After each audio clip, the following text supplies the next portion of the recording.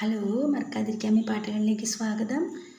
ചൊട്ടയിലെ ശീലം ചുടല വരെ എന്ന ഒരു ചൊല്ല് കേട്ടിട്ടുണ്ടല്ലോ അല്ലേ?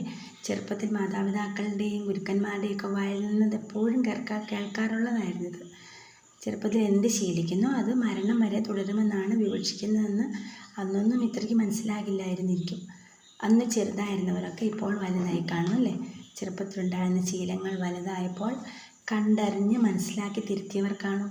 ഇതിൽ നന്മ ഉൾക്കൊള്ളുന്നവയും തിന്മയായിട്ടുള്ളതും ചീത്തയായിട്ടുള്ളതും അങ്ങനെ രണ്ട് തരത്തിലുള്ളവയുണ്ടാകും. ഇത് രണ്ടും ഒന്ന് തുലനം ചെയ്ത് നോക്കണം. ഏതായാലും ജൂൺ മാസമായ തിരുഹൃദയ പെരുന്നാൾ വരും. അത് ഓർക്കുമ്പോൾ മനസ്സിലേക്ക് ആദ്യം ഓടിയെത്തുന്നത് കാരുണ്യാലയം എന്ന പാട്ടാണ്. അത് നേരത്തെ പറഞ്ഞതുപോലെ ചൊട്ടയിൽ പഠിച്ച ഒരു നല്ല ഓർമ്മയാണ്. ഞങ്ങളുടെ LP സ്കൂൾ പള്ളിവകയുള്ള പള്ളിക്കൂടമായിരുന്നു. എല്ലാ കുട്ടികളും വളരെ സന്തോഷത്തോടെയും ഒരുമയോടെയും ആയിരിക്കുന്നിടം. മതസൗഹാർദ്ദം നിലനിർത്തുന്ന പ്രാർത്ഥനകളായി മാറുന്നത് എന്തുകൊണ്ടെന്ന് ഓർത്തു പോവാറുണ്ട്.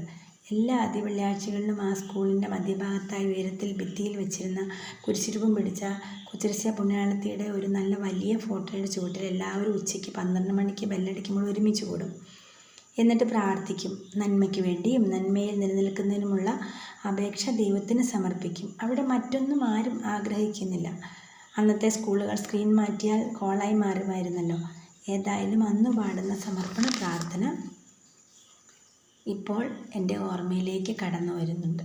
എന്നും മനസ്സിൽ കാത്തു സൂക്ഷിച്ചിരുന്ന ഈ പാട്ട് ഈശോയുടെ തിരുഹൃദയത്തിൻ്റെ കാരുണ്യാലയത്തിലേക്ക് ഓരോരുത്തരെയും ആയിരിക്കുന്നിടത്തെയും ഒക്കെ സമർപ്പിക്കുന്നതാണ്. ഈ പാട്ട് ആരെഴുതിയെന്നോ എവിടുന്ന് വന്നെന്നോ എനിക്കറിയില്ല. ഒന്നറിയാം, എൻ്റെ കൂടുതലുള്ള കൊച്ചു സ്കൂളിൻ്റെ 4 ചുവരുകൾക്കിടയിൽ നിന്നാണ് എൻ്റെ മനസ്സിൽ ഇത് കയറിക്കൂടിയത്. ആ സംഗീതം വീണ്ടും കേൾക്കാനിട വന്നത് എപ്രേസ്യാമ്മ സീരിയലിൽ എപ്രേസ്യാമ്മയുടെ മഠത്തിൽ ഈശോയുടെ തിരുഹൃദയരൂപം പ്രതിഷ്ഠിക്കാൻ എഴുന്നള്ളിച്ചു കൊണ്ടുപോകുമ്പോഴാണ്. പണ്ട് കുഞ്ഞുനാളിൽ കയറിക്കൂടിയ ആ പാട്ട് TV ചാനലിലൂടെ വർഷങ്ങൾക്ക് ശേഷം കേട്ടപ്പോഴുണ്ടായ സന്തോഷം എനിക്ക് പറഞ്ഞറിയിക്കാനാവില്ല.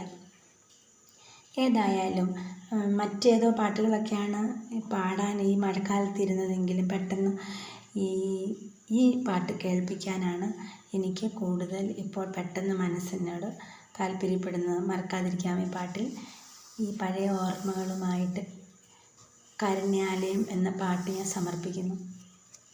കാരുണ്യാലയം ദൈവസ്നേഹകരം രാജാധിരാജനെഴും നള്ളുന്നു പാപിക്കഭയം അരുളും ഹൃദയം ജയിച്ചിടട്ടെ വിജയിച്ചിടട്ടെ ഈ സ്ഥാപനവും ഇതിൻവേലകളും ഞങ്ങളുടെ